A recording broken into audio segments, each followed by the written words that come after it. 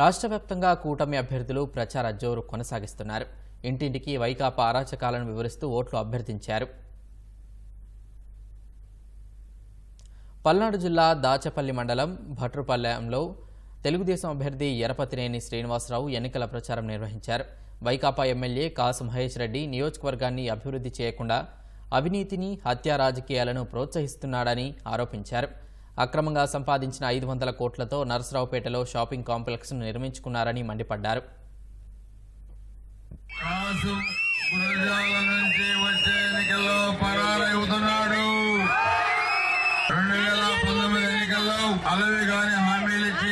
అధికారంలోకి వచ్చిన వైఎస్ఆర్ కాంగ్రెస్ పార్టీ మేము 20 ఏళ్ళు ఉంటాం, 30 ఏళ్ళు ఉంటామని చెప్పి 5 సంవత్సరాలకి వాళ్ళ జెండా వాళ్ళే పీకునే పరిస్థితికి వచ్చారు.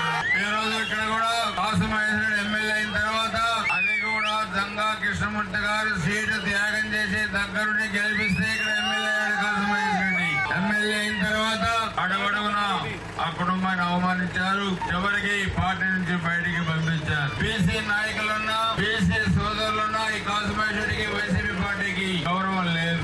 అడుగడుగున అవమానాలు చేశారు. మొన్న యేసత్తం గారు కూడా ఎమ్మెల్సీ గారు నామినేషన్ వస్తే కాసు మహేష్ రెడ్డి నామినేషన్ కి ఆయన్ని అవమానించారు.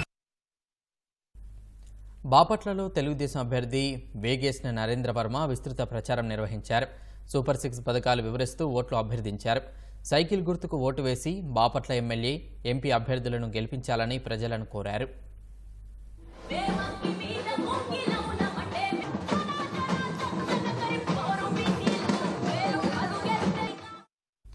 నెల్లూరు జిల్లా మర్రిపాడు మండలం బ్రాహ్మణపల్లిలో తెలుగుదేశం ఎమ్మెల్యే, ఎంపీ అభ్యర్థులు ఎన్నికల ప్రచారం నిర్వహించారు. మేకపాటి కుటుంబం 10 ఏళ్లుగా పరిపాలించిన నియోజకవర్గంలో ఎలాంటి అభివృద్ధి చేయలేదని మండిపడ్డారు.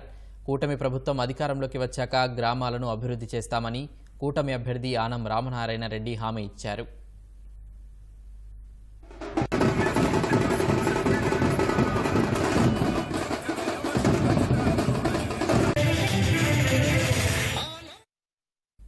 అన్నమయ్య జిల్లా పీలేరు నియోజకవర్గంలో తెలుగుదేశం అభ్యర్థి నల్లారి కిషోర్ కుమార్ రెడ్డి కుటుంబ సభ్యులు ఇంటింటి ప్రచారం నిర్వహించారు.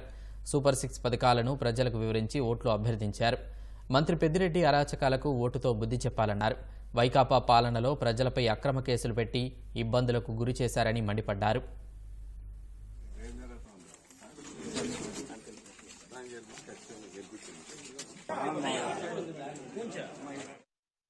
సొంత చెల్లెలకు న్యాయం చేయని సీఎం జగన్మోహన్ రెడ్డి రాష్ట్రంలోని మహిళలకు ఏ విధంగా న్యాయం చేస్తారని కూటమి అభ్యర్థి కొనతాల రామకృష్ణ ప్రశ్నించారు. అనకాపల్లి నియోజకవర్గం తాళంపాలెంలో మహిళా గర్జన కార్యక్రమం నిర్వహించారు. తమకు అవకాశం ఇస్తే అనకాపల్లిని అభివృద్ధి పదంలో నడుపుతామని సీఎం రమేష్ హామీ ఇచ్చారు. చెప్పాలంటే మహావిష్ణువు ఏ అవతారం ఎత్తాడు? మోహిని అవతారం ఎత్తి ఒక స్త్రీ కాబట్టే చంపగలిగాడు బకాసురుడిని. ఈ రోజు కూడా మనకు ప్రభుత్వంలో ఉన్నటువంటి ఒక బకాసుర ప్రభుత్వం ఇది. ఈ ప్రభుత్వాన్ని ఎవరు ఏం చేయక్కర్లేదు. ఆయన నెత్తి మీద ఆయనే చేయి పెట్టుకునే రోజు రేపు 13వ తారీఖు వస్తుంది. ఆ 13వ తారీఖుతో పూర్తిగా సమాప్తం అవుతుంది.